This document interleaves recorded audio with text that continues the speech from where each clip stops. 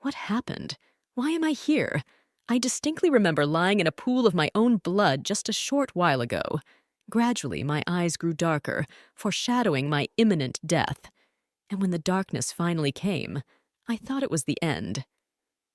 Frightened, Beatrice thought. Why do I see him in front of me?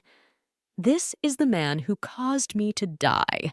He's my childhood friend that killed me as an adult. And why does he look so young? Have I woken up to the day I first saw him? Have I traveled back in time for some reason? Ritter, is that you? What's even going on?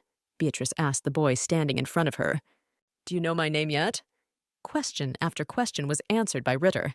Niece, how are you acting? Have you forgotten that His Highness is standing before you? Beatrice's aunt, Farina Surus, exclaimed. It's all right. Meeting me for the first time, the young lady must have been somewhat embarrassed. I take no offense to her at all and hold no grudge. Ritter assured the woman. I remember Ritter was fond of assuring his entourage that all was well. Those were the exact words I often heard him say. Also, he liked to call me a common squirrel. For so many years, I considered him a true friend, thought Beatrice, looking at the boy standing before her. Ritter is one of the few who knows my secret. He knows that I'm only half squirrel shapeshifter. Just when my childhood dreams began to turn into reality, he bit me in the neck with his poisonous fangs. Ever since she was a little girl, Beatrice was always alone. Her only friends were books. That all changed when the girl met Ritter. On that ill-fated day, Farina told the girl that she had received a marriage proposal. Since Beatrice was the daughter of a duke, many families wanted to be related to her. Think of him as your future husband and serve him wholeheartedly. If you want to be a good wife, then act like you are his servant. You must always bow down to your husband, Farina admonished the girl. Even your mother, who was stubborn, did that, so you can do it too. Now, say hello to His Highness. You must go out to him and bow courteously before him. He is the possessor of the noble white snake bloodline. You don't need to speak so formally to me, said Beatrice to Second Prince Ritter Astrum. On the day they met, he was only 10 years old. From that day on, Ritter and Beatrice became good friends.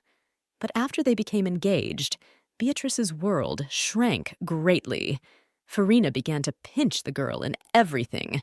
She controlled her niece under the guise of teaching her bride knowledge. Beautiful clothes, appetizing food became a real luxury for Beatrice. The girl's only entertainment became old books and outdated newspapers. Sometimes Beatrice turned into a small red squirrel and ran away to the garden to watch people there.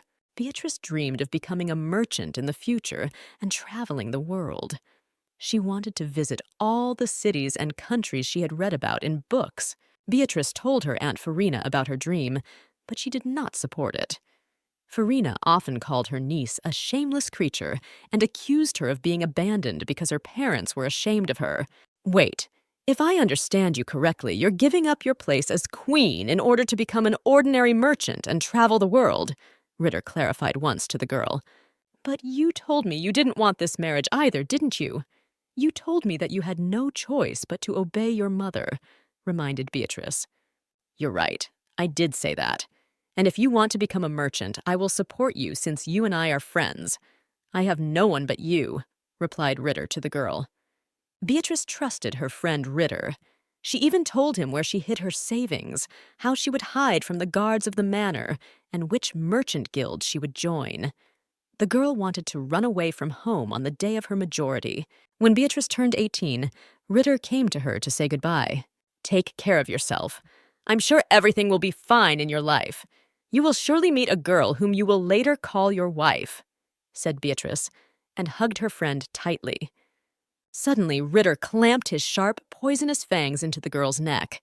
Beatrice never realized why her friend did that to her. Before he died, Beatrice saw her Aunt Farina approach Ritter. She whispered something to Ritter. But why are they together? Was this really their plan together? Ritter walked up to the dying girl and took her ability. Beatrice wanted very much to avenge Ritter for his betrayal, but suddenly her strength left her. Ritter's poison had begun to take effect. Now Beatrice stood before Ritter again. It was the day they had first met. Beatrice walked up to Ritter and answered him with a slap. Farina and the maid standing nearby gasped in surprise. No one expected such a reaction from Beatrice. The guards ran up to Beatrice and pulled her away from the prince. Beatrice turned into a squirrel and ran into the garden. She was tired of being in a place where no one loved her. She decided to go to the north, to the territory of the city of Aslan. In the market square, Beatrice found a wagon that was going to Aslan. The girl sat on the roof of the wagon and set off on her journey. In the city of Aslan, the girl was born and grew up. It was also where she had been killed by Ritter in her past life. Ritter looked at his palm. On it lay a dislodged fang. What an ungrateful bastard!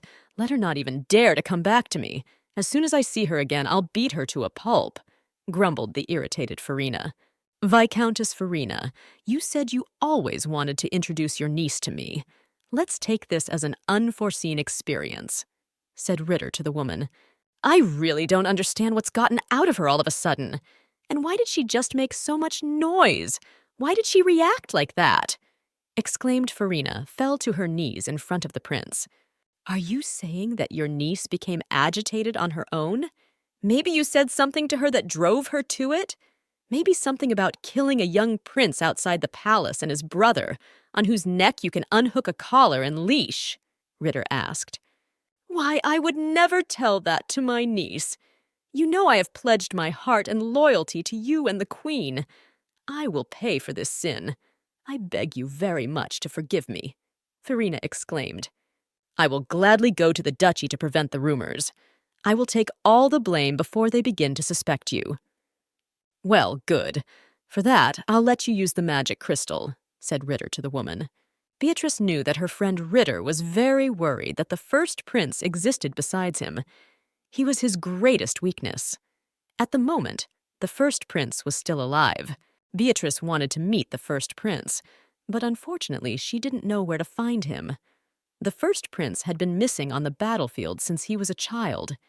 He also possessed extraordinary supernatural powers. Many people wanted to get their hands on his power.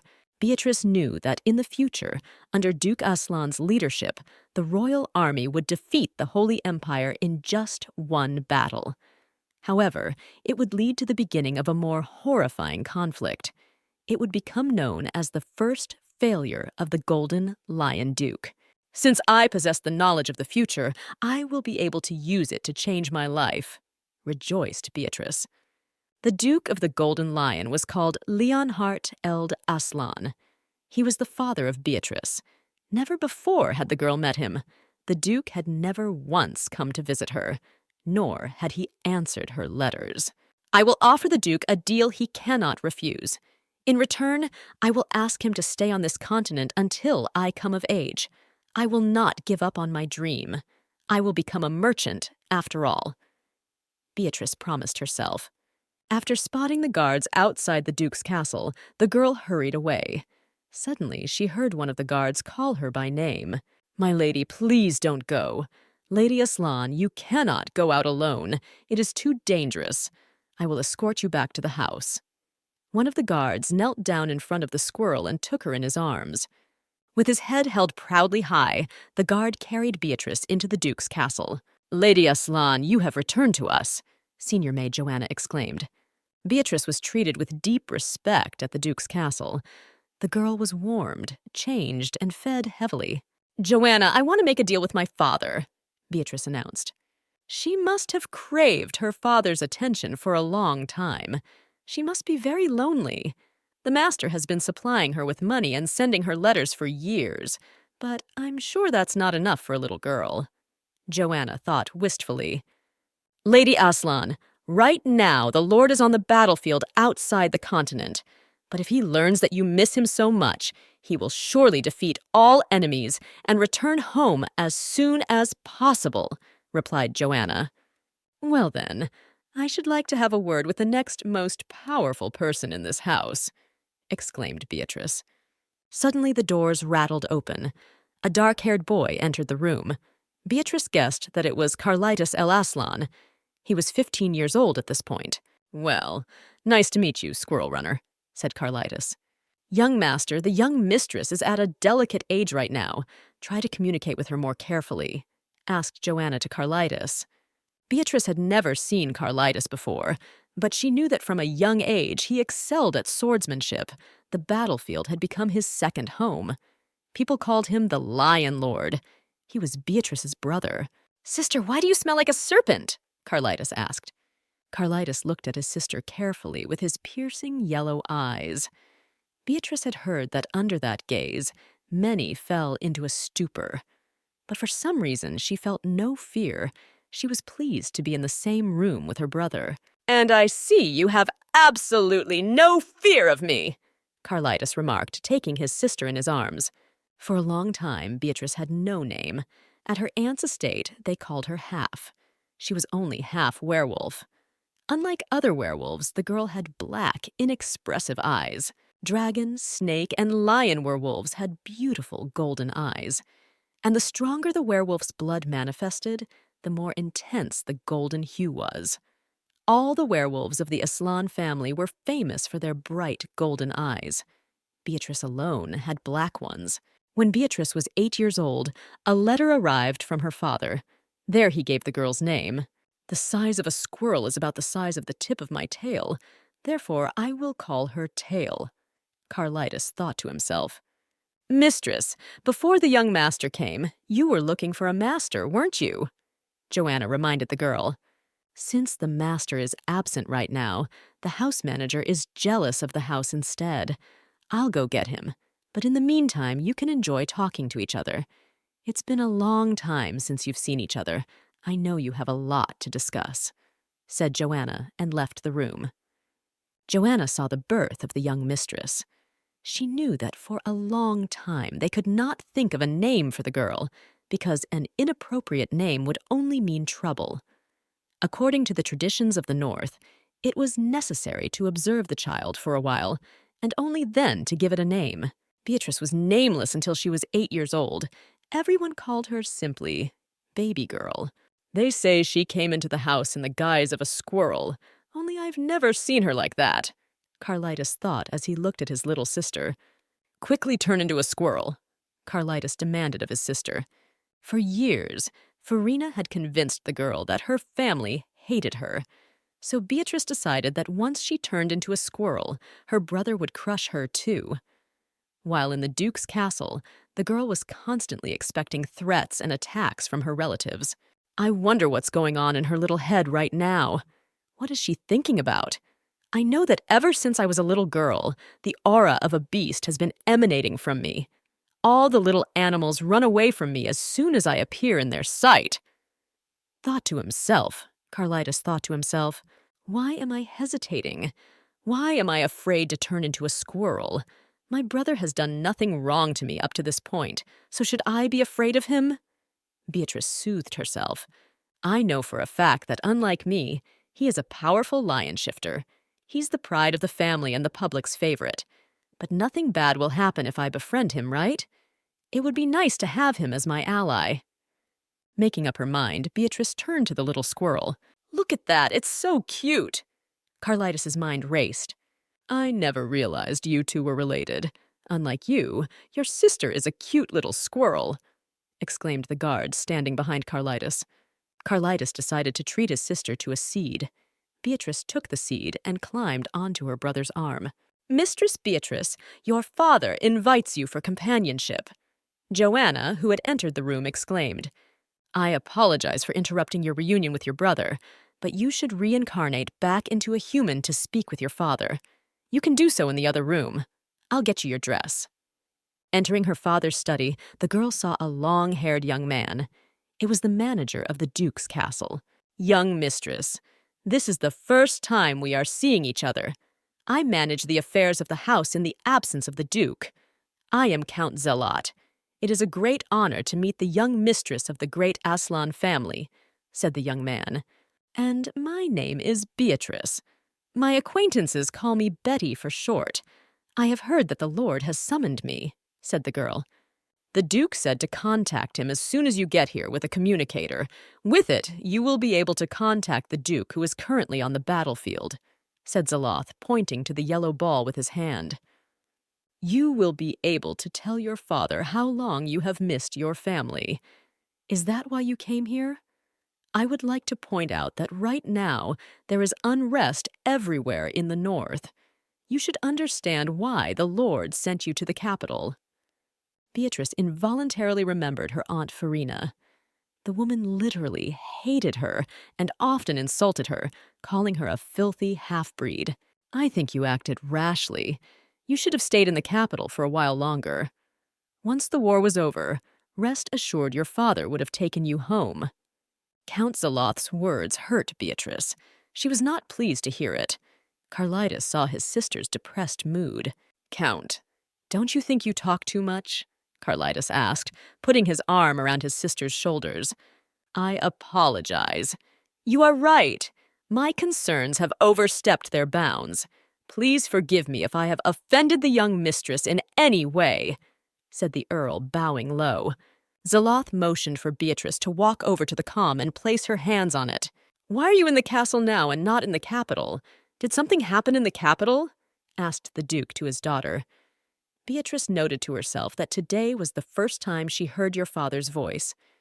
Damn, how am I supposed to explain to him my coming here? I can't tell him I hit the other prince. Beatrice thought fearfully. I know that Ritter is a traitor and will kill me in the future, but if I tell it, many will think I've gone mad. If father finds out that I hit the second prince, he might get angry with me, for it could be a disgrace to the family. Why aren't you saying anything? You don't have to hide anything from me. Tell me the whole truth, asked the Duke to his daughter.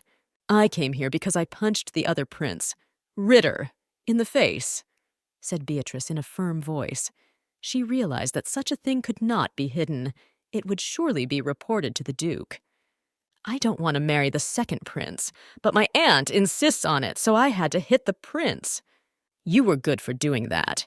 You shouldn't do what you don't want to do. On top of that, no one gave your aunt permission to marry you. Carlitas put his hand on his sister's shoulder. He understood how hard it was for her, so he wanted to comfort her. The royal family was the first to cross the line, so don't worry about your deed. Once the war is over, I will send the royal family a letter of rejection so you can safely return to the capital, said the Duke to his daughter. But I came here to talk to you about the war. I know you are in the logistics business. I have some suggestions and ideas about it, said Beatrice. Go back to the capital. It's not safe in the north, and you shouldn't think about war. It's none of your business, replied the Duke. I can see that you are very upset. You don't want to go back to the capital? Asked Carlitas to his sister. Beatrice was surprised that her brother was interested in her opinion. Rarely did anyone care about her thoughts and feelings. Usually, no one paid attention to them. Beatrice can't stay in the north, as any minute even our castle could turn into a front line, said the Duke. Father, you can't see Beatrice right now, but I want to tell you that your words are hurting her, exclaimed Carlitas. I hope you have seen your sister in the guise of a squirrel.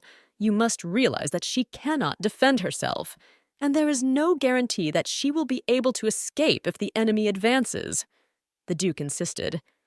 Father, Beatrice looks very frail right now. She probably hasn't finished her meal. It seems to me that she will simply faint on the way home. She can't be let go in that condition, said Carlitas. All right, let her stay in the castle until I return, agreed the Duke. A frightened guard burst into the room. He reported that the food warehouses were on fire. The fire was spreading at a furious rate. Looking at the burning warehouses, Beatrice realized that this event is a precursor to the great failure of the Duke. From her past, the girl knew that this time, the always victorious Duke's army would suddenly retreat.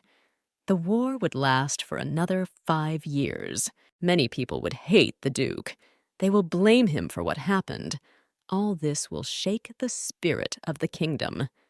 Because of the damage suffered, the Duke's military power would noticeably decrease, and even the population of his duchy would shrink. I know the future, so I will change it. I won't let the Duke fail, Beatrice decided to herself. Some time later, the arsonist was found, but unfortunately, he committed suicide. It was impossible to find out any information. Carlitos noticed the symbol of the sacred empire on the arsonist's hand. A worried storekeeper approached Carlitos. The provisions were to be sent to the front tomorrow, but they had all been burned. The storekeeper didn't know who could provide them with large amounts of food. "Sir, forgive me for allowing a rat to appear. As a person acting as a duke, I should have been more careful to prevent such an incident," Count Zealot exclaimed as he approached. "Why do you say that? No one could have prevented something like this from happening," exclaimed the storekeeper. "Pardon me for interfering with your conversation, but I had an idea about the provisions," shouted Beatrice. "And what did the young lady come up with?" the storekeeper asked with a smile. No one could believe that a small child could actually come up with something worthwhile. "We'll ship this one," Beatrice exclaimed and showed the small red fruits. "You want to send these awful vegetables? That's a very poisonous plant," wondered the storekeeper. Beatrice knew that this poisonous plant spread at an incredible rate. Many people claimed that if you ate the fruit, you could get severe stomach pains. However, Beatrice knew how to properly prepare this plant. "Young lady, I really appreciate your intention, but right now, we have absolutely no time to play games. If you're bored, I'll get the maids here right away," said Count Zealot to the girl. "Count, you say that because you don't know the advantages of this plant. For one, it can be grown anywhere. And yes, it has poison in it, but only in a certain place," Beatrice exclaimed. "I will eat the fruit of this plant in front of you right now and prove to you that it is completely harmless. Many people believe that the plant causes stomach pains, but it does not." Although many people doubted Beatrice's words, the girl was still able to prove her point. Even hours later, she felt great. Many people cut off the stems of this plant and don't eat them, but in fact, the stems contain an antidote to the poison that is in the fruit. If you eat the whole plant, nothing happens, explained Beatrice. "The stems of this plant are very tasty and can be eaten in unlimited quantities. I learned about it by accident. One day I overheard the maids talking. They were talking about a man who wanted to commit suicide, so he ate some of the fruits together with the stems. He didn't die. Absolutely nothing happened to him.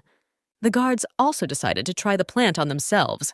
They were surprised that nothing happened to them. There were no stomach pains. We'll do some more experiments on this plant today. And if everything goes smoothly, also tomorrow we'll dig it up and send it to the front lines," the storekeeper promised the girl. "If I succeed in preventing the Duke's failure, the war will soon be over. In this way, I shall succeed in persuading him to allow me to stay in his castle until I come of age," Beatrice thought to herself. "Also, I will ask my father for a reward for my help. By what means will I be able to get a good capital for my future? Is this child really that brilliant? It can't be. Now what am I to report to them about?" Count Zealot thought irritably. In the evening, Carlitos invited Beatrice to escort her to the room prepared for her. "So nice to see you two have become friends after all," Joanna said with a smile. When Beatrice entered the room prepared for her, she froze in surprise. The room was simply huge, expensively decorated. At her aunt's house, Beatrice lived in an old attic. Her room was gray and uncomfortable. "Brother, you shouldn't give me such a luxurious room. Let me stay in some humble and no one's room," asked the girl. It seemed to her that it was all a deception. Can't people she hadn't seen in years treat her so well? "Why do you say such things? Is there a reason why you're giving up this room?" Carlitos asked, surprised. "You should fear nothing while you are here. You are worthy of the finest room in this palace. Don't fill your head with nonsense." Carlitos took his sister in his arms again. "You have done well today, so you are worthy of the most beautiful room."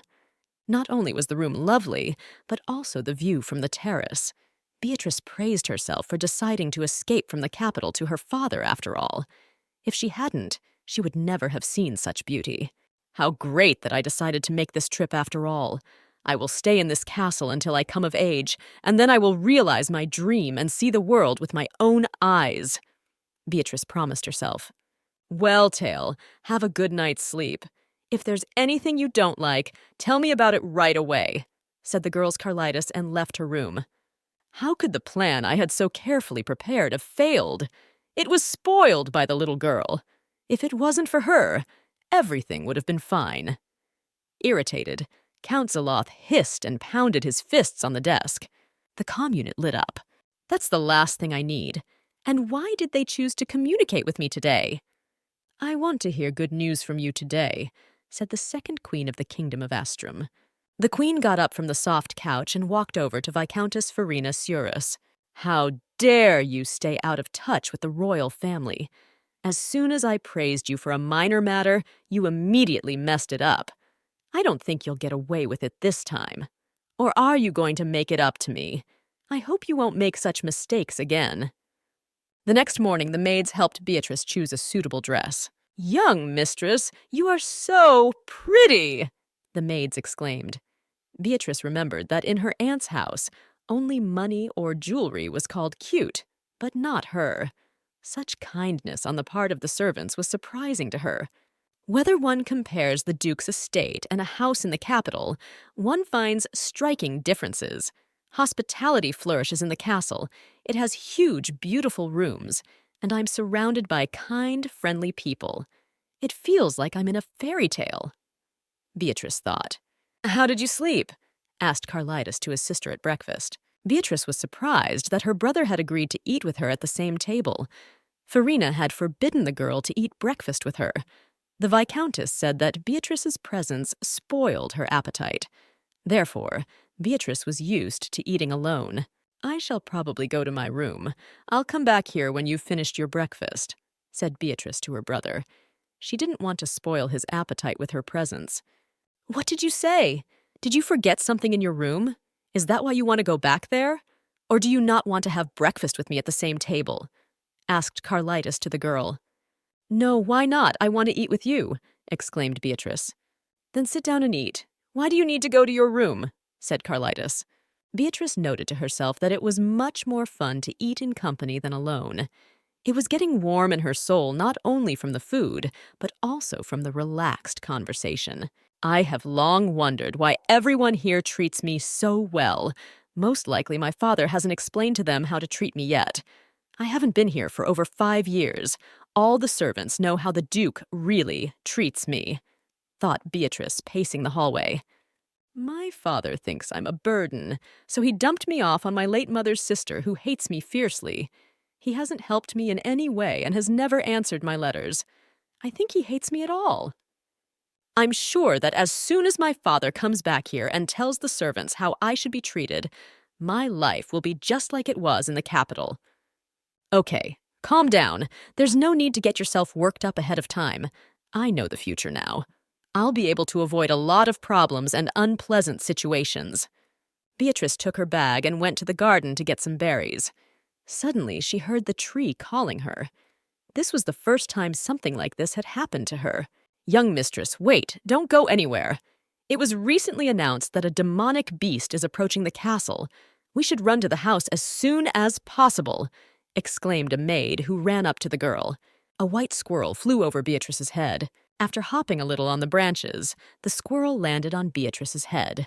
I finally found you! Squeaked the squirrel. Suddenly, a strong wind blew. It lifted Beatrice off the ground and carried her away. My God, a demonic beast has kidnapped our mistress. We've gotten into big trouble. How are we going to tell the Duke about this? Screamed the maid in a frightened voice. Carlitis wanted to make a lovely white coat for his sister. To get a suitable coat, he went hunting in the forest.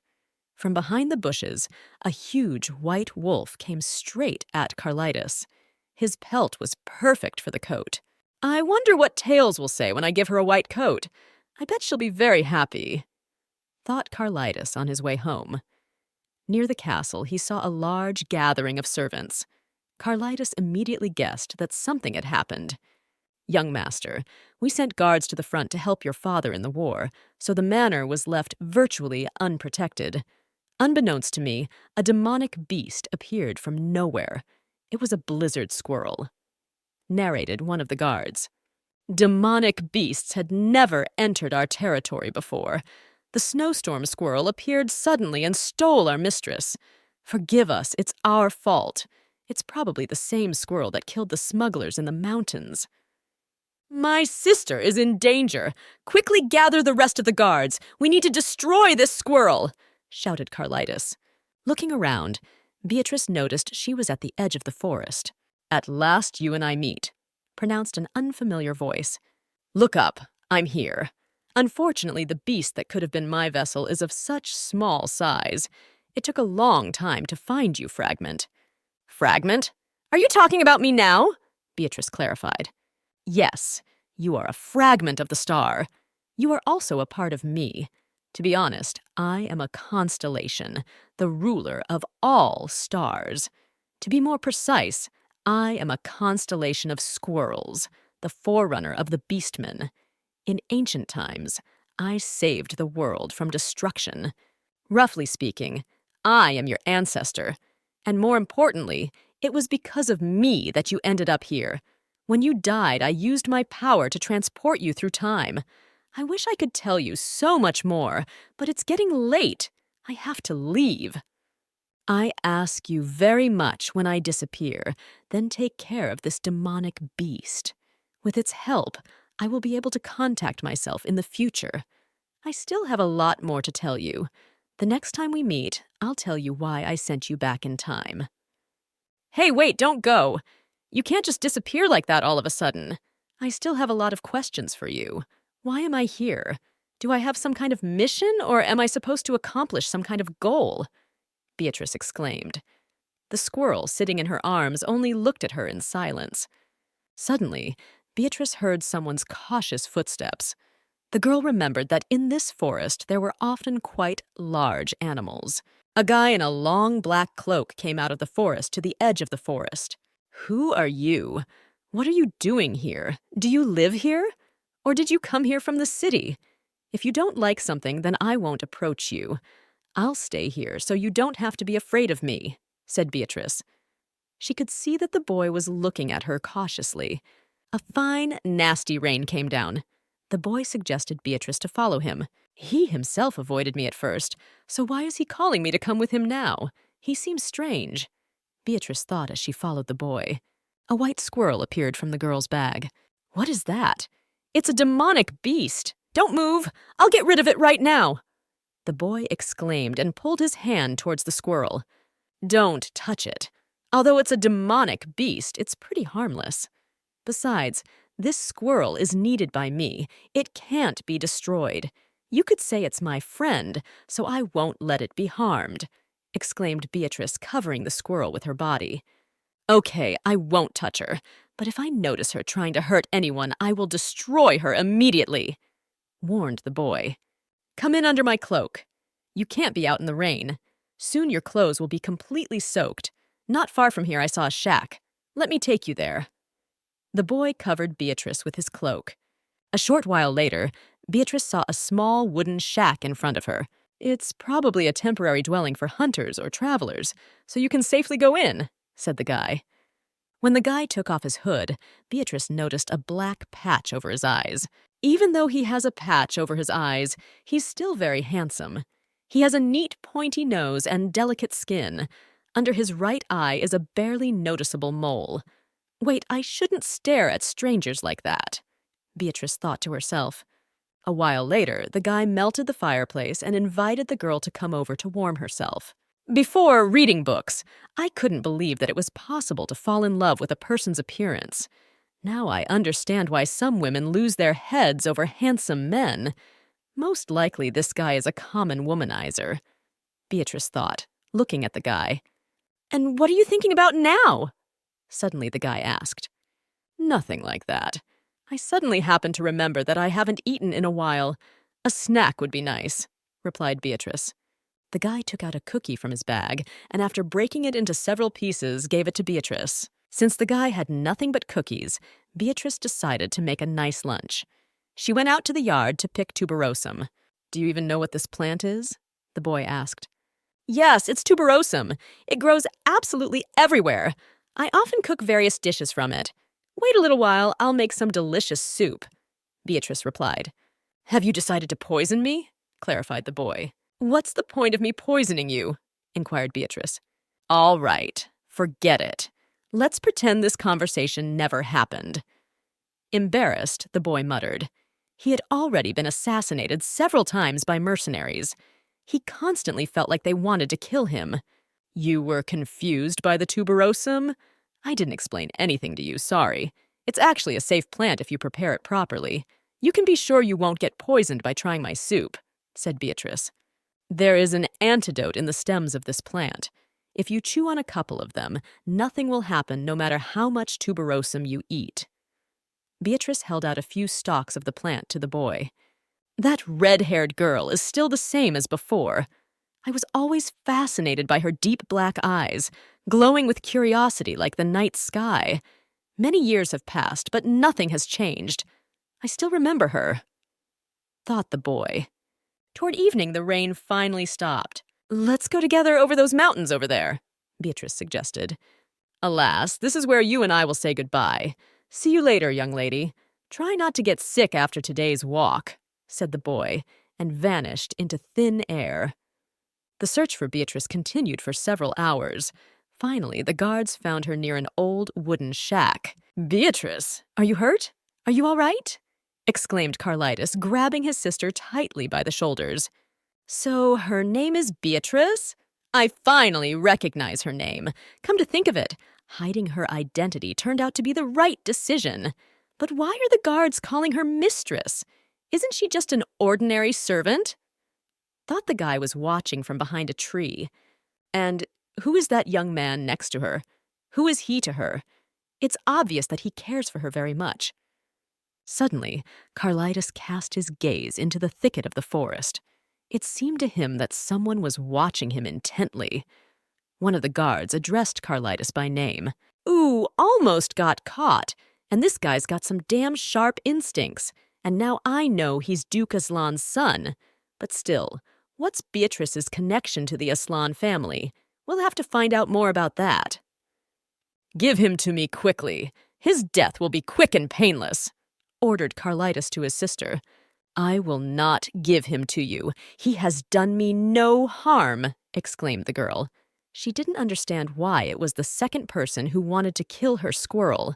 You may not believe me, but this squirrel is completely harmless. She hasn't done anything bad to me. And I have a reason why I want to keep her. I can't tell you anything yet, but just trust me. Suddenly, everything swam in front of Beatrice's eyes, and the girl felt dizzy. A moment later, she fainted. You see, your sister's body is different from yours. That's why she got a fever because of a little rain, explained the doctor.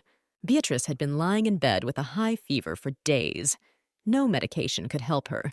She wasn't even injured. Is it just a common cold? Still, she is very fragile and weak. I'm sorry that this happened. I will definitely protect her next time. I won't let anyone hurt my sister. Carlitos promised himself. As soon as Beatrice felt a little better, she immediately went outside. When the girl lived with her aunt, she was seldom allowed out of the house. All day long, she sat in her room in the attic. From the conversations of the servants, Beatrice realized that soon the Duke should arrive. The fighting had died down, so he could return home. The maids helped Beatrice put on her prettiest dress. The girl wanted to meet her father properly. Beatrice saw her father for the first time. He was tall and broad-shouldered. However, he frightened the girl with his icy stare. Someone tell me for mercy, why is this child still here? The Duke asked unexpectedly. Beatrice startled. She absolutely did not expect such a reaction. The Duke held out his hand to his daughter. Beatrice squirmed, expecting a blow. When she lived with Viscountess Farina Ciuris, she had beaten the girl for any misbehavior. Beatrice thought that the Duke had also decided to punish her for living in his house for so long. The Duke was surprised and froze on the spot. He didn't understand why his daughter was so afraid of him. Father, have you finally returned? I'm glad to see you home, exclaimed Carlitos. Carl, you did a great job on your assignment. Thank you so much for your help, said the Duke to his son. What's that got to do with me? It's all Beatrice's fault. She's the one who made it all up. Carlitos walked over to his sister and hugged her tightly by the shoulders. Beatrice decided to proceed with extreme caution. carefully thinking through each of her next moves. "Head of the clan, I want to make you an offer you cannot refuse. I want to make a favorable deal with you," Beatrice exclaimed. "You know I was the one who helped when the supplies burned. And that's not all. I believe that the tuberosum plant has not reached its full potential. If it is studied more thoroughly, there are a great many useful properties to be found in it." "The head of the clan? Why does she call me that? It sounds rather strange after all," the Duke thought to himself. "Let's talk to you about it tomorrow. For now, you go back to your bed. It has been reported to me that you have been very ill for several days in a row. You shouldn't be walking around here," said the Duke to his daughter. The next day, when Beatrice entered the Duke's study, she saw a table set. The Duke decided to please his daughter with all kinds of sweets. He really wanted to pamper her. "I see the madam is interested in the sweets standing here. The gentleman has prepared all of these just for you. These treats are from a famous chef. Each dessert has its own uniqueness," said the butler named Peges to the girl. "But I didn't come here to eat sweets. I want to talk," exclaimed Beatrice. The Duke looked at her again with his cold gaze. In order not to disappoint her father, Beatrice had to taste all the sweets on the table. "Thank you for treating me to such delicious desserts. However, I came here to settle a matter," said Beatrice after the sweets were finished. The girl had never eaten so many sweets before. And who taught her to talk like that? She talks like a grown girl, not an 8-year-old child, thought the Duke as he watched his daughter's behavior. "I have been gathering information about the northern lands, and it has become apparent that the flow of people into these territories has greatly diminished," Beatrice exclaimed. "And how did you know this?" clarified the Duke. The girl did not tell him that for several days in a row, she turned into a squirrel and eavesdropped on the conversations of the townspeople. She gathered all the local gossip and rumors. The mountains surrounding the Aslan lands were an impenetrable defense, but they interfered with land ownership. So food had to be procured from outside. This was the first and most important problem of the Aslan lands. Beatrice knew from her past life that even after the war ended, the duchy's affairs would not improve. Soon the prices of food crop seeds would skyrocket. Beatrice remembered having to subsist on bread alone for long periods of time. Beatrice knew that soon the lands of Aslan would suffer from infertility. There would be a terrible famine in the city. But luckily, she had found a solution to the problem. If she succeeded, she would be able to save many lives. "I have found a way that will solve the duchy's food problem," Beatrice announced. "Don't bother. It's not a problem anymore. We already made an agreement with the Sadis kingdom the other day. Their lands are known for their wheat fields, so there won't be any problems with grain," replied the Duke to the girl. "But this is only a temporary solution to the problem, and I offer you something better," Beatrice exclaimed and pulled the sheet off. Underneath the sheet was a small pot with a flowering plant. "It's a tuberosum. I grew it myself. It's usually thought of as a weed by the roadside, but it's actually very useful. I know how to prepare it in a way that neutralizes its poison." Beatrice held out a pot of tuberosum to her father. "But it's rather unpalatable. Even the most patient soldiers eventually refuse to eat it," mumbled Pegs. "There's no need to worry about that. I've also solved that problem as well. I have created several recipes that help neutralize the unpleasant taste of the plant. For starters, try this soup. I'm sure you'll like it." Beatrice placed a bowl of soup on the table. "Besides the soup, I've also made a few dishes based on tuberosum. I've noticed that it's great for baking, and it can also be used to make salads. It combines a wonderful smell and taste. It is also available to absolutely everyone." "Head of the clan, these recipes are my part of the deal," said Beatrice to her father. Again, she started talking about some kind of deal? What does she want from me? Does she really want to get new toys? Or is she interested in a personal mansion? Or maybe she wanted something unique. Either way, I'll get it for her. The Duke thought to himself. "In return, I want to stay in your house until I come of age," said Beatrice to the Duke. You mean you want to live here for another 10 years? Clarified the Duke. I don't demand that I continue to live in that luxurious room. To be honest, a small room in the attic or basement will even suffice for me. I promise you won't notice my presence here, replied Beatrice. I really beg you, don't send me back to the capital. I want to stay to live in your house. No, that will not happen, the Duke said in an icy tone. Beatrice involuntarily flinched. She had expected anything but rejection. Beatrice was willing to agree to any terms. She really didn't want to go back to her aunt. She had no future there. Instant rejection. Isn't what I offered not enough? Beatrice thought fearfully. But I can help the North. I'll be sure to come up with something better next time. And if you want, I'll pay you for my lodging. Please, Beatrice exclaimed. The girl felt tears come to her eyes. One does not pay for one's lodging in one's own house. Go to your room, said the Duke, and turned away from his daughter. What a thing to do! Such a wonderful deal has fallen through, and what have I done wrong? Screamed Beatrice, drumming her fists on the soft mattress. Young mistress, would you like us to sing a lullaby for you? We can also bring you warm milk and sweet cookies, the maid said in a soft voice. Thank you very much. You are very kind to me, mumbled Beatrice. What has happened to Ponytail? What is she so very upset about? Carlitas entered the room. Young master, when we entered your sister's room, she was already upset. She won't tell us what happened. The maids reported back. What happened? Just tell me who is hurting you. I'll deal with him in no time. Carlitas sat down next to his sister and stroked her head. Look, stop rubbing my hair. The maids just recently brushed it out for me. You're going to ruin all my hair, grumbled Beatrice. The maids brought warm milk and a stuffed bunny to the girl's room. They really wanted to cheer her up. I never thought they would continue to take care of me, even after the Duke arrived.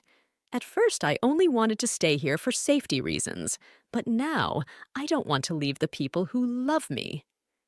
Beatrice thought to herself. If it were only my will, I would live forever surrounded by these people. I absolutely have to arrange a second deal. I need to come up with something that the Duke won't be able to refuse. By the way, why did he say there was no charge for living in his house? What did he mean by that? What did his words mean? The young mistress has fallen asleep. Don't worry, she goes to bed early and gets a good night's sleep, told Joanna to the Duke. That's good. Looks like we'll have to watch every little thing. The girl is weak. I'm not sure she can withstand the serious northern cold. I don't want to watch her suffer, replied the Duke. A few years ago, unable to survive the great frosts of the north, Beatrice's mother had passed away. The Duke didn't want to lose anyone else. I wanted to bring her back to the capital because the climate there is much milder, however. She doesn't want to go back there. She is most likely very lonely there. She's trying her best to stay here. Sir, you may not like to hear this, but only in the capital will the young lady be safe. You yourself realize it is the best option for her, Count Zaloth exclaimed. There she will be cared for by her loving Aunt Furina. The girl will be much worse off in the north. I understand all of that perfectly well, but after all, Beatrice missed her home so much that as an 8-year-old child she decided to run away, mumbled the Duke. Damn, she's sure to ruin my plans if she stays here. She needs to get out of here by any means necessary. Count Zaloth thought to himself. But what makes you think the girl will necessarily die here? I have a niece her age, and she can handle the cold weather just fine. You shouldn't think that your daughter isn't noted for her resilience, Butler Pegas remarked. I will need to think it over again. I don't want my babe to die here. I sent her to the capital on purpose to keep her healthy, but if I send her back, won't she come back again? Why don't I let her stay here? The Duke thought. Your daughter is quite a bright child. Sometimes I feel as if I am conversing with an adult. Her mental capacity is astounding, exclaimed the butler. I, too, am amazed every time I interact with her. I wonder why the Viscountess never reported any of this to me. I told her to report every little thing to me. Or did she just not take my words seriously? Grumbled the Duke. I don't think the Viscountess ignored your words on purpose. It's just that your daughter is still young. It's quite normal for her age to be a genius. And it seems to me that she was prompted by someone to run away, Count Zaloth said. And I think that those who left the little girl unattended should be punished. The road to the north is extremely dangerous. Something could have happened to her on the way here, said the butler. The Duke ordered the butler to reinforce the guards at the capital manor. By the way, I've sent people to investigate and find out the exact reason for the young lady's escape. If she was really put up to it by someone, we will definitely find out. You're right. The capital isn't safe yet, since a little girl can escape from there unhindered. We need to find those responsible for what happened, said the Duke. When Beatrice opened her eyes, she saw that her room was littered with baskets of flowers. There was a pleasant, sweetish aroma in the room. In the middle of the room stood a large, soft toy in the form of a squirrel, holding a large golden acorn in its paws. Beatrice walked over to the squirrel and nuzzled into its soft belly. Wait, if I understand correctly, this acorn is made of real gold. I'll be able to sell it and build my business, Beatrice thought to herself. The maid reported back to the girl that this was the Duke's way of thanking her for the recipes she had given him. He is not as cold as he seems at first glance after all. He appreciated my efforts after all, rejoiced Beatrice. Here you go, head of the clan. I wrote you a letter of thanks for your gift. Beatrice held out a small envelope to her father. Judging from the thank you card in the envelope, she liked the gifts. But that is nothing compared to the joy my child has shown me, and that this little girl was able to write her own with her little pen, thought the Duke.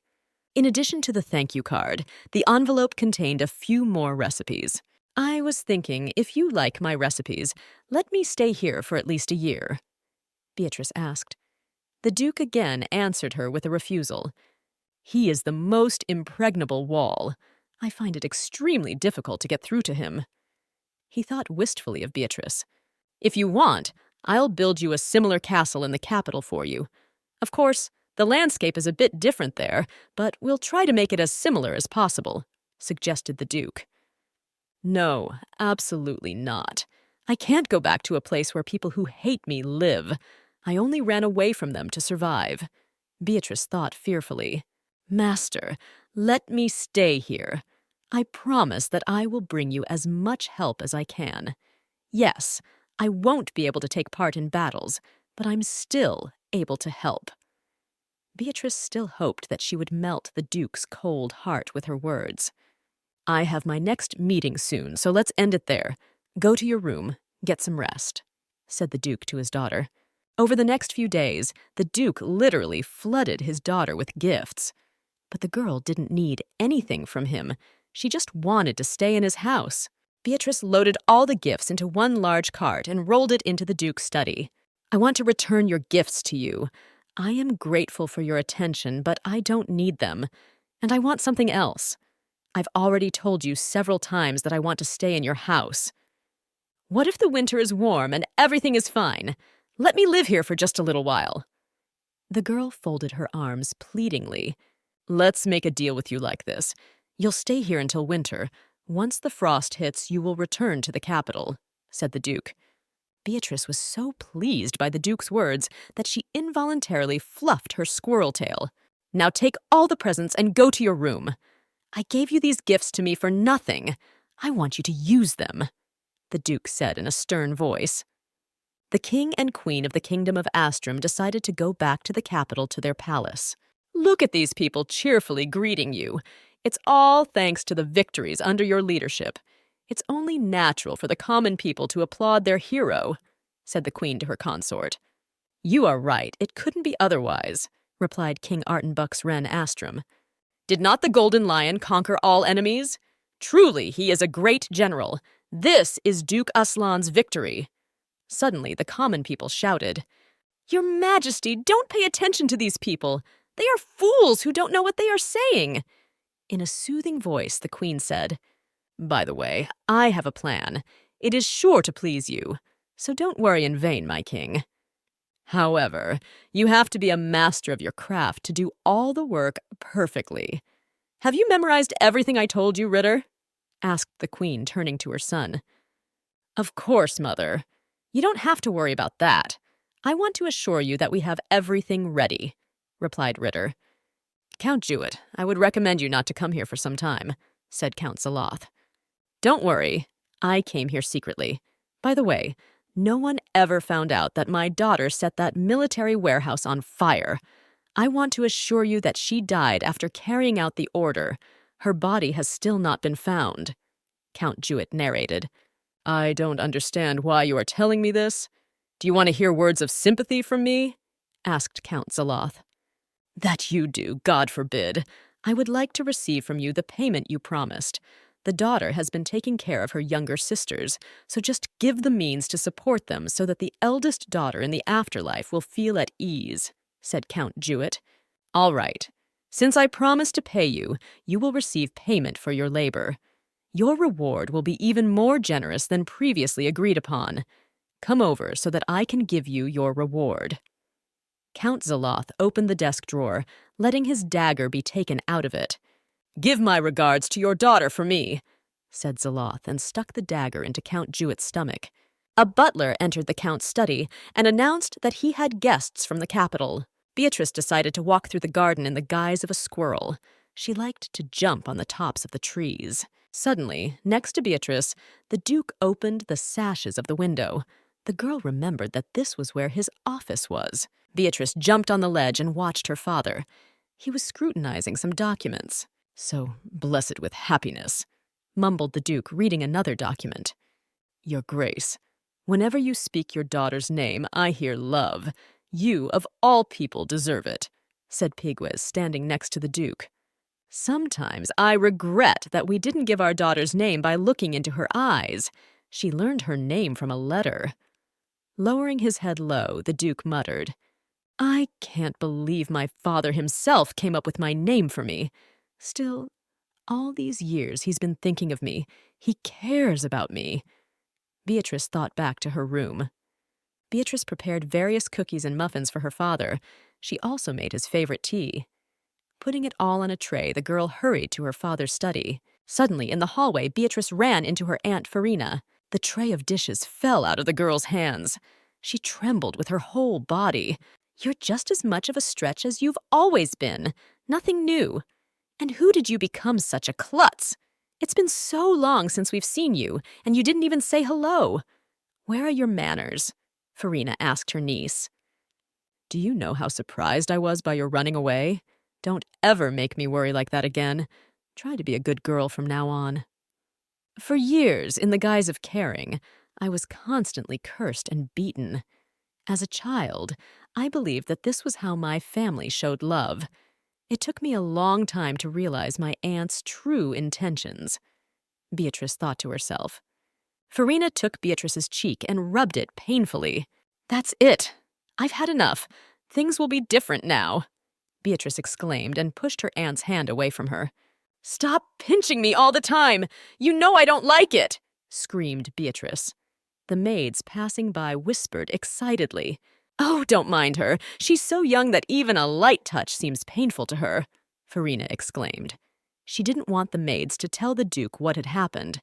Hearing the noise, the Duke hurriedly looked out of the study. My goodness!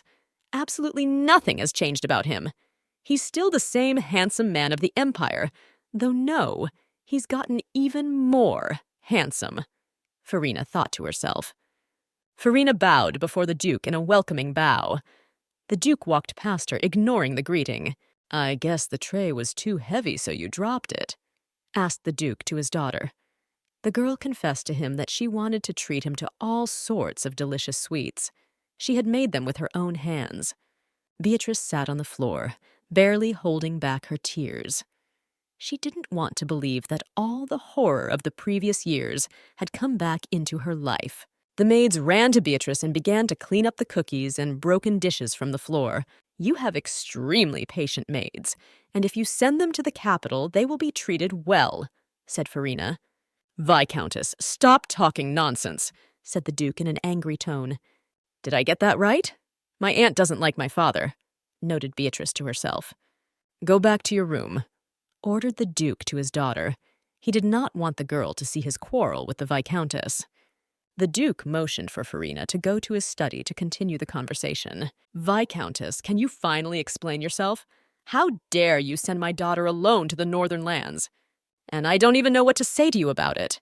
What your daughter did was extremely childish. She ran away from home without warning anyone, Farina replied. Childish? Do you even hear yourself? Now you're shifting responsibility for what happened to an 8-year-old child. How on earth did you raise her in the capital? I guess I'm beginning to guess why she ran away. The Duke said thoughtfully. Somehow, it seems to me that you and I have had some sort of misunderstanding. I have written you regular letters telling you about your daughter's upbringing. Farina objected. And as soon as I learned of her escape, I immediately used the royal line of communication to alert you of it. As her aunt, I did everything in my power. Yes, I have read your letters, but unfortunately there is not a word in them about the extent to which my daughter is talented. The Duke was indignant. And where did that little brat get any talent from? Farina wondered to herself. Also, what makes you think you can negotiate my daughter's marriage without even asking me about it? Asked the Duke. He guessed that the royal family was behind all of this. Of course, the most powerful family in the empire was the royal family. Following it was the Aslan family. The Duke guessed that the royal family had some kind of plan that could be realized by marrying Beatrice. Since you have decided to be willful, you will be punished severely, said Duke Aslan to the Viscountess. If only my sister were alive, you would never have done this to me.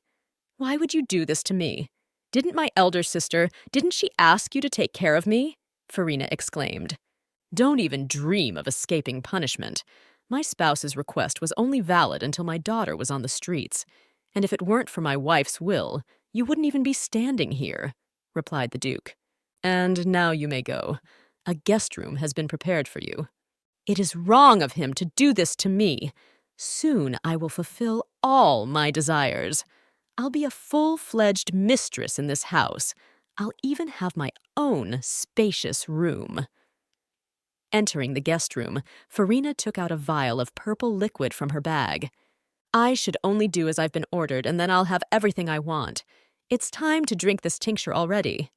The next day, Beatrice received a letter from her father. She put all her letters in the golden acorn of a large, soft squirrel. My dear niece, how glad I am to see you again, exclaimed Farina, entering the girl's room. Auntie, are you still here? Surprised Beatrice. Why does that surprise you so much? By the way, won't you show your aunt what you have in your hand? I don't know why she wants my father's letters, but it's my treasure and I'm not giving it to anyone. Beatrice clutched the golden acorn tightly to her. Farina kicked all the maids out of the room. She announced that she wanted a private chat with her niece. And what did you want to tell me? Asked Beatrice as soon as the door slammed behind the maids. Your tone and attitude towards me has become a little too flippant. It feels as if you haven't had any education. You see what happens when I stop watching you. I've been thinking about a custom of the northern lands. People here think that a name is extremely important to a person. It can be used to change one's destiny. So, unwanted children like you are not given names. I literally had to talk your father into giving you a name. I had to remind him of your dead mother. But that's not true. That's not what I heard my father say in his study. He had been thinking about my name for a long time. Why is my aunt lying to me again? Beatrice thought to herself. I think you have finally realized that no one else wants you but me. Therefore, you should behave more modestly with me. I hope that from now on, you will be as quiet and obedient child as you are now, said Farina, and left the girl's room. Watching my aunt's behavior, I only now began to realize that all these long years she had only deceived me. There wasn't a word of truth in her speeches. Beatrice thought wistfully. In a past life, her words that my father hated me were deeply rooted in my soul. Now, however, I doubt that it is true. Unfortunately, at the moment, I can't take revenge on her. I have no money and no place of my own. For now, I should get my father to let me stay in his castle. Next, I will wait until I come of age and make all my dreams come true. I will earn money and go traveling. Now I must study tuberosum thoroughly and find its use not only in cooking, but in medicine too. Books from my father's library will help me in this. Beatrice sat up all night studying the books. She found a lot of useful information not only about tuberosum, but about Aslan County in general. In the morning, she handed the maid the scribbled sheets of paper. She wanted the collected information to be seen by the Duke. "You mean to say that all of this information was found by my daughter and written out on her own?" clarified the Duke to the maid. The girl answered him that the young lady had sat at the books all night. "Even at a glance, you can see what a tremendous amount of work she has done. According to what Beatrice has written, a great catastrophe is about to occur that cannot be prevented by human powers," thought the Duke. The Duke ordered Pegas to gather everyone in the meeting room. "Is everything written here true?" asked the Duke to his daughter. "Yes, and it is not an expectation, but a true prediction. There is a change of climate ahead of us," exclaimed Beatrice. She was sure of her words, for she had seen it all with her own eyes before she was resurrected. "I will prove it to you now, since you don't believe me. Please note, this phenomenon has been repeated periodically. Even historical records have been preserved. From all this, we're in for a little ice age." These history books say that something like this happened in the 20th year, in the 254th year, and in the 486th year. Every time the blue star appeared, there was a great famine. I am sure that a new period is about to begin. When the blue stars appear in the sky, there will be a terrible drought, leading to food shortages, and the winters will become cold. All these climate changes will lead to a great famine. "And how can we prepare for such a catastrophe?" Lord Hartwin asked. "The famine will end in exactly 3 years, but that's not the whole disaster. More unprecedented cold will still come, so we need to prepare for that as well. The very first thing we must do is to prepare a strategic food stockpile," Beatrice exclaimed. "And most likely that strategic stockpile will be tuberosum," Pegas clarified. "Yes, that is correct. We are able to grow the tubers ourselves, so there is no point in buying and bringing supplies from other kingdoms as before. The next thing we should prepare is free canteens." Beatrice continued to speak. "You're suggesting to give out food for free?" Count Zaloth was surprised.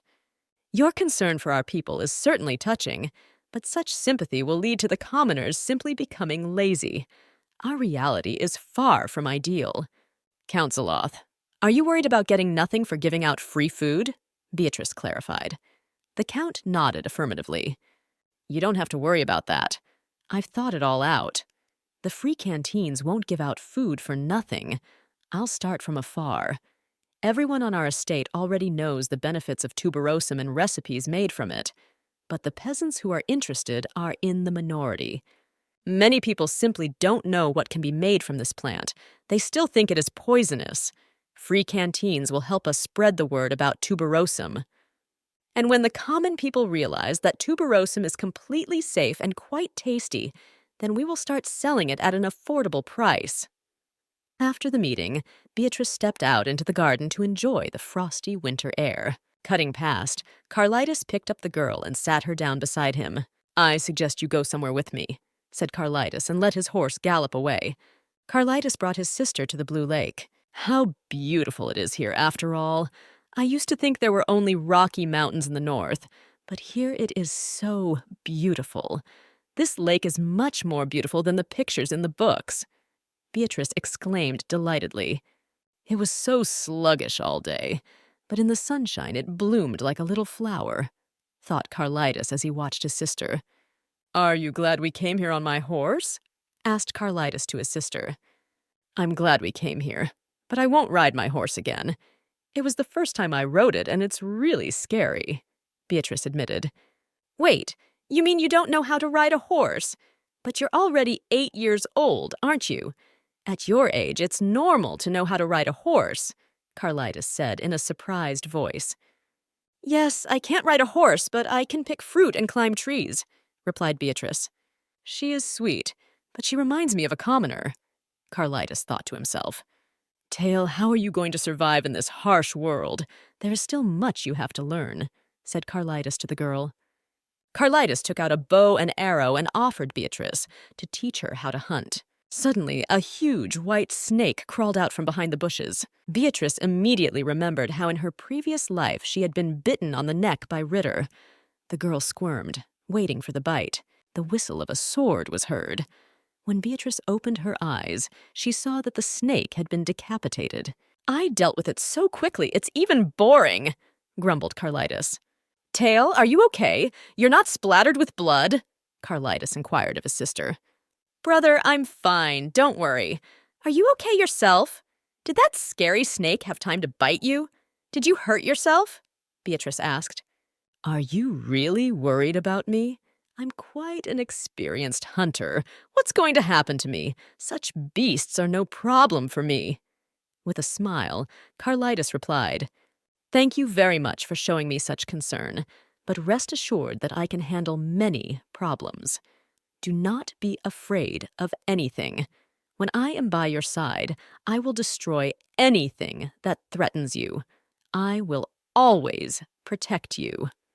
Since the Aslan lands were often attacked by enemies, the descendants of the clan began fighting from a young age. When other children played with wooden weapons, the Aslan descendants went to the battlefield with real swords. Such a life suited Carlitas. His enemies trembled with fear at the sight of him. His servants feared him. Carlitas was sure that strong men were always treated this way, feared or revered. No exceptions.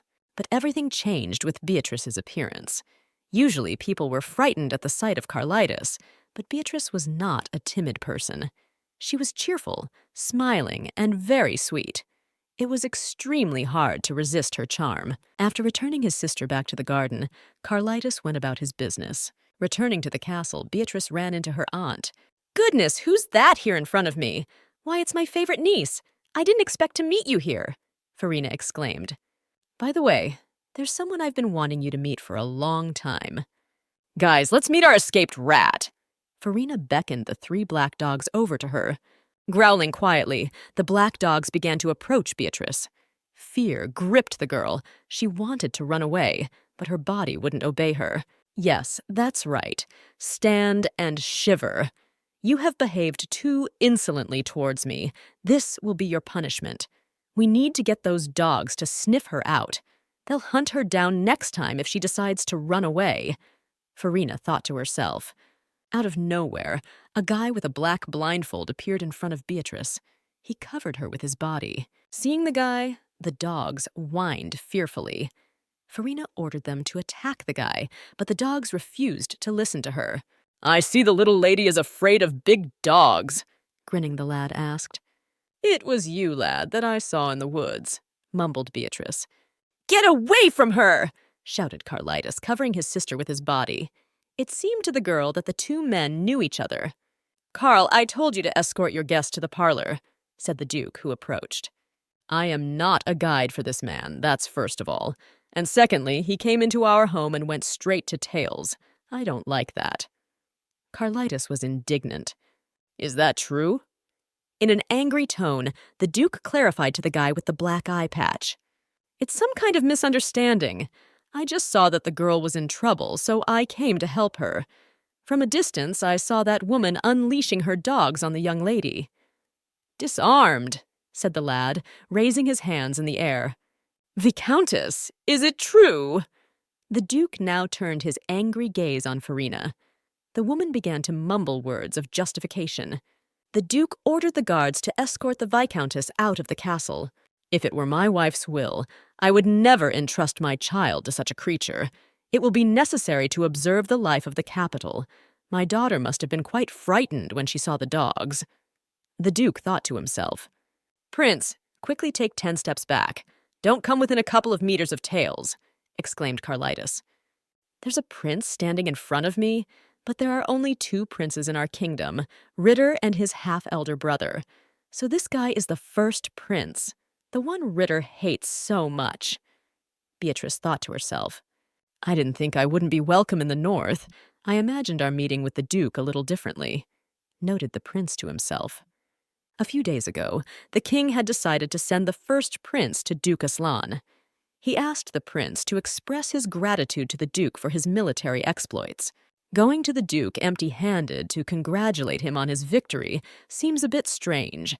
Considering the outcome of this war, a huge amount of gold and silver was spent on lavish delegations. Thought to himself, the first prince thought to himself. Most likely the king is doing this to humiliate me, the prince guessed. You must stay in the north until the Duke thanks you, said the king to his son.